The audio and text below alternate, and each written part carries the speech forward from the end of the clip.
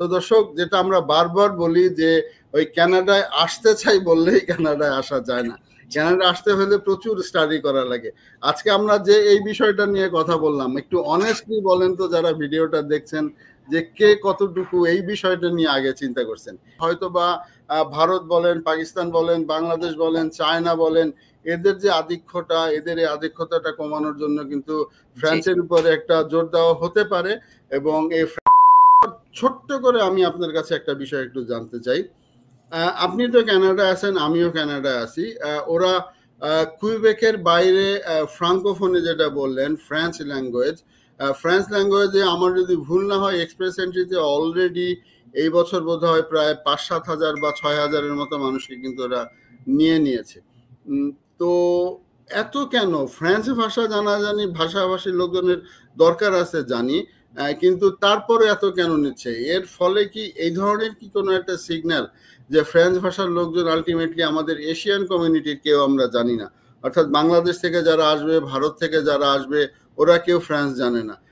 So শুধুমাত্র কিছু French, অর্থাৎ ফ্রেঞ্চ কলোনির লোকজন, ফ্রান্সের লোকজন, ফ্রান্সের কিন্তু কানাডার ইমিগ্রেশনের প্রায় 10,000, মানে পৃথিবীর বিভিন্ন দেশ থেকে আসা কানাডায় ইমিগ্রেন্টদের মধ্যে ফ্রান্স কিন্তু 10 নম্বরে রয়েছে। তার মানে কি ওরা চাচ্ছে যে আমাদের এই এশিয়ান কান্ট্রিগুলি থেকে আর ইমিগ্রেন্ট না আসুক? এই টাইপের কি কোনো কিছু একটা হতে পারে?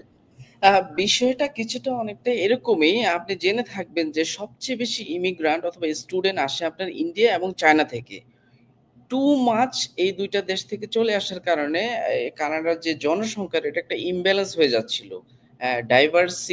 যেটা ডাইভার্সিফিকেশন সেটা হচ্ছে না। সেক্ষেত্রে হয়তো ওনারা এটা চিন্তা করে এই সমস্ত প্রোগ্রামগুলো সামনে নিয়ে এসেছে, সো দ্যাট পৃথিবীর বিভিন্ন স্থান থেকে অন্যান্য যোগ্য লোকগুলো এখানে আসতে পারে যারা ফ্রেঞ্চ ল্যাঙ্গুয়েজে দক্ষ। তো সেক্ষেত্রে এটা একটু ডাইভার্সিফাইড হবে এবং বহু জাতীয় লোক বসবাস করবে কানাডাতে। সেটা আরো অনেক সৌন্দর্য বহন করবে কানাডার। সৌন্দর্য বহন করার পাশাপাশি হয়তো যে জিনিসটা হচ্ছে যে হয়তো আমাদের দেশের লোকজন যারা আছেন তাদের জন্য এটা তো এই ক্ষেত্রে কি হতে পারে, যেমন আপনি তো এক্সপ্রেস এন্ট্রি নিয়ে ঘাটাঘাটি করেন, আপনি এক্সপ্রেস এন্ট্রি পয়েন্ট ক্যালকুলেশন নিয়ে ঘাটাঘাটি করেন। তো ফ্রান্সের যোগ্যতা না থাকলে কিন্তু এখন কোয়ালিফাই করা কঠিন হয়ে যাচ্ছে। আর দ্বিতীয়ত মানে ফ্রেঞ্চ ভাষার যোগ্যতা থাকলে পরে স্কোরটা অনেক এগিয়ে যাচ্ছে, অনেকটা এগিয়ে যাচ্ছে। তো সেই ক্ষেত্রে একটু যদি সংক্ষেপে একটু টাচ দিতেন যে কিভাবে ফ্রেঞ্চ ভাষায় আমরা যারা সাবকন্টিনেন্টের মানুষ, আমাদের ভিডিওটা ভারত থেকে অনেকে দেখেন, সাবকন্টিনেন্টের মানুষ তারা কিভাবে এই ভাষাটা সম্বন্ধে দক্ষ হতে পারি? আপনি যদি সিআরএস স্কোর গুলো দেখেন রিসেন্ট ইয়ারে 500-র উপরে নর্মাল যে এক্সপ্রেস এন্ট্রি ড্র গুলো হচ্ছে, সিইসি বলেন যে কানাডিয়ান এক্সপিরিয়েন্স ক্লাস, অথবা অন্যান্য ড্র গুলো যেগুলো হচ্ছে এই মুহূর্ত পর্যন্ত 500-র উপরে সিআরএস স্কোর। আবার আপনি যদি ফ্রেঞ্চ ল্যাঙ্গুয়েজের ক্যাটাগরিটা দেখেন সেখানে আপনি হয়তো রিসেন্ট ড্র গুলো দেখবেন 410 বা 400-র আশেপাশে ড্র স্কোর, অলমোস্ট 100 পয়েন্ট নিচে। সুতরাং কারো যদি ফ্রেঞ্চ দক্ষতা থাকে তিনি ইজিলি অন্যান্য ওনার মাস্টার্স ডিগ্রি এবং অন্যান্য আইএলস অন্যান্য যে কোয়ালিফিকেশনগুলো রয়েছে ওগুলো মিলিয়ে উনি খুব সহজে আইটি পেয়ে যাবে। তো ফ্রেঞ্চ ল্যাঙ্গুয়েজ এটা খুব সহজ নয়।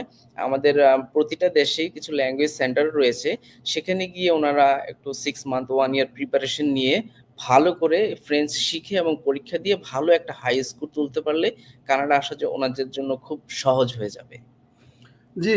তো রাহাত ভাই, আপনাকে এতটুকুর জন্য ধন্যবাদ। আসলে আমরা কিন্তু আমাদের চ্যানেলে বারবার বলে আসছিলাম যে সেটা হচ্ছে গিয়ে যে ফ্রান্সের প্রতি এখন ঝুঁকছে।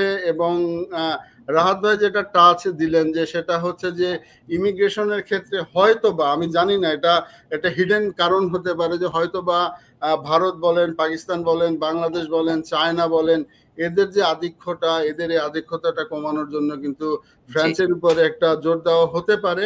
এবং এই ফ্রেঞ্চ ভাষার জোর দেওয়ার হওয়ার ফলে যেটা হবে যে ফ্রান্স থেকে অনেকেই আসে। আমরা এই গত বছর দেখছিলাম যে পৃথিবীর 10টা দেশের মধ্যে কিন্তু ফ্রান্স রয়েছে কানাডায় আসার দেশ থেকে। তো তাদের জন্য পথটা হয়তো খুলে যায় কিনা, বা আফ্রিকার কিছু ফ্রেঞ্চ কলোনি রয়েছে, তাদের সাথে তাদের জন্য পথটা খুলে যায় কিনা।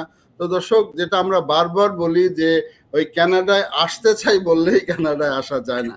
কানাডা আসতে হলে প্রচুর স্টাডি করা লাগে। আজকে আমরা যে এই বিষয়টা নিয়ে কথা বললাম, একটু অনেস্টলি বলেন তো যারা ভিডিওটা দেখছেন, যে কে কতটুকু এই বিষয়টা নিয়ে আগে চিন্তা করছেন। কেউই কিন্তু আগে বিষয়টা নিয়ে চিন্তা করেন নাই। তো এই হচ্ছে গিয়ে কানাডা, জানতে হবে, বুঝতে হবে, তারপরে কিন্তু কানাডাতে আসার সিদ্ধান্ত নিতে হবে।